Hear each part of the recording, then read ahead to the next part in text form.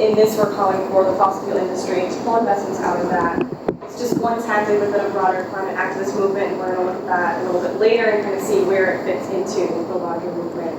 And over 800 global investors have committed to divest. Some of the big names that you've probably heard of have divested large sums of money, including the Rockefeller Brothers Fund, the World Council of Churches, and the British Medical Association.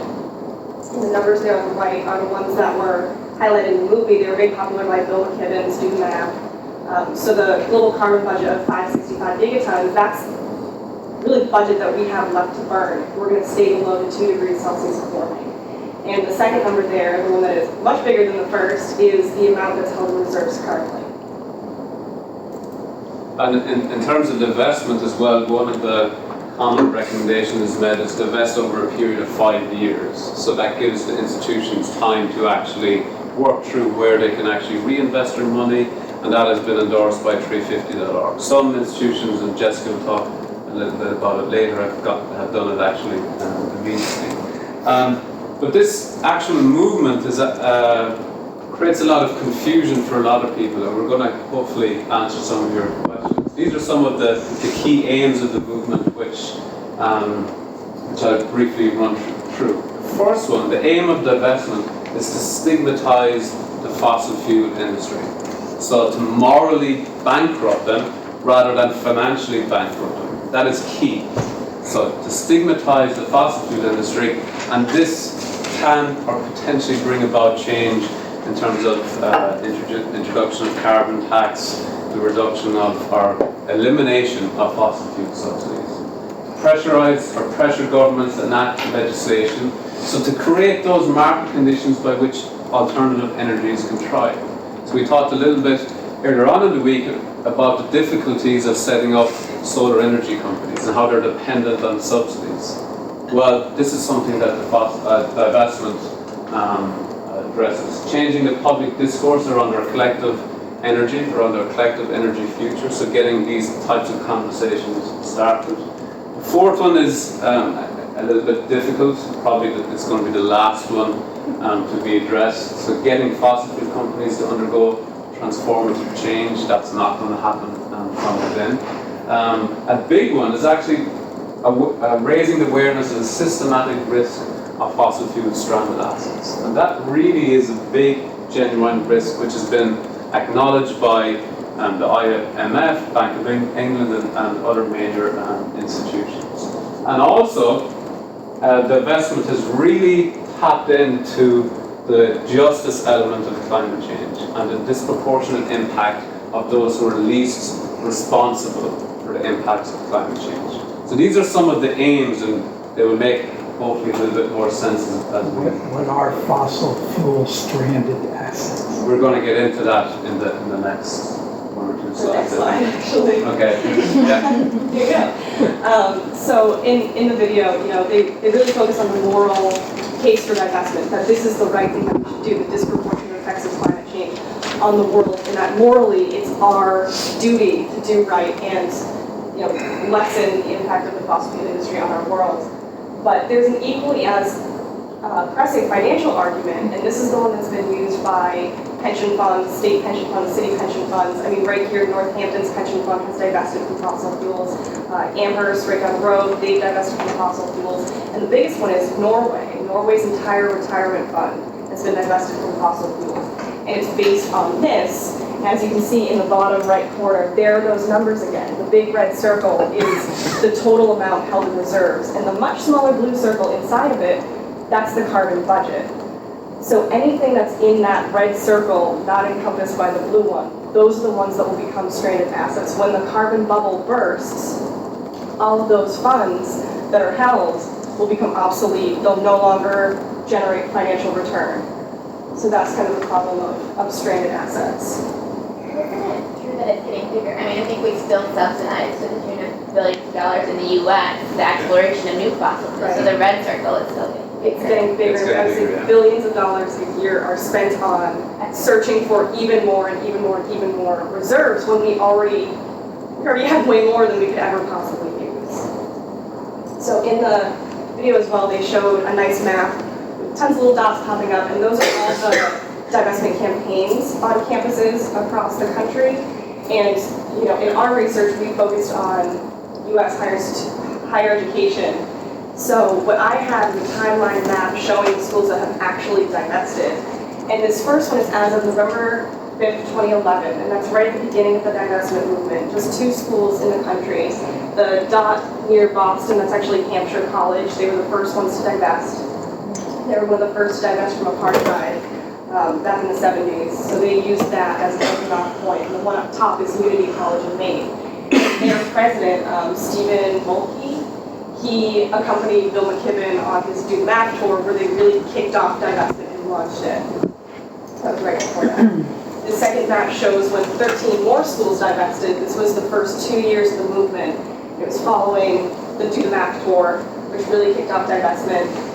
It was also when Free50.org jumped in. They launched their Go Fossil Free campaign in 2012. And Swarthmore Mountain Justices, they held a Power Up Summit, which was to gather all the youth leaders of the divestment movement and empower them and teach them how to build strong campaigns. So that was all happening around this time. The third map shows the beginning of this year, January 30th, 2015. 7 more schools had jumped on board and divested. That was following the People's Climate March in September, and there was a huge outpouring of support for divestment. There was a lot of student support that went out and marched for that cause. It was also leading up to Global Divestment Day, which was sponsored by Free50.org, and they were calling it the largest call to action for divestment. That was in February 13th. Yeah. So then we have present day, where it stands. 6 more schools have divested since January of this year, which is pretty incredible. So that's following Global Divestment Day. Also Earth Day, there were a lot of events and there was a lot of organizing around divestment. And this map didn't fit on there, but the University of Hawaii system has also divested, and that comprises 10 campuses, 3 private and 7 public community colleges across Hawaii, about $176 million endowment. So through our research, this is an excerpt from a paper that we're working on, and we've been analyzing trends in divestment. So we've looked at the 30 schools that have divested. What are the reasons that they cited for doing so? Why do they believe that this was an important thing to do? So of the schools that we looked at, this is just up to P, but 70% cited an alignment with values or upholding their mission statement as a core reason for divestment.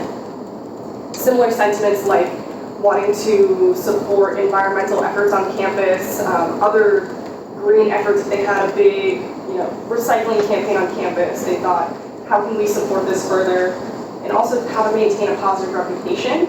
How some of the schools that have been in the news a lot, like Harvard, for example, I don't want to call them out, but they've gotten really bad press because they've been so stubborn, and students are calling for divestment. They've been so stubborn, they've gotten really bad press for it. So a lot of schools have kind of come out in front and said, this is how we can be leaders, this is how we can maintain a good reputation and be seen as, pioneers in sustainability.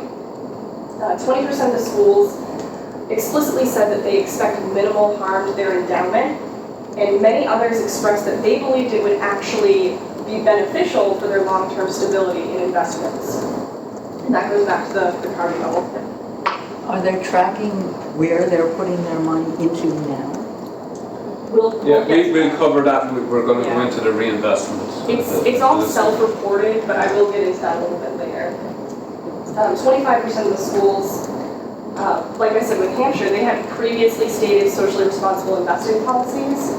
So they had already had something on paper. A lot of it goes back to the divestment from apartheid in the 70s, in the 60s and 70s, where a lot of schools, most schools divested from apartheid, and a lot actually put pen to paper and drafted legislation saying, these are reprehensible activities, these are things we will not, in good conscience, invest in. So a lot of them actually had legislation to build off of and say, we have this in place already, how could we possibly be investing in this field? And on the flip side, we looked at schools that have explicitly rejected divestment, and we looked at what are the reasons that they're giving not to divest. So we looked at 40 schools that have gotten a lot of press or been very, very open about their rejection. I'm sure there are plenty more that haven't been as public about it. And what we found was the schools that are rejecting divestment were really parroting some of the most common arguments for divestment. They were saying the same things over and over again and giving the same reasons. And Noel will go into that in more detail in a little bit, but I just want to run through some of the big trends that we found.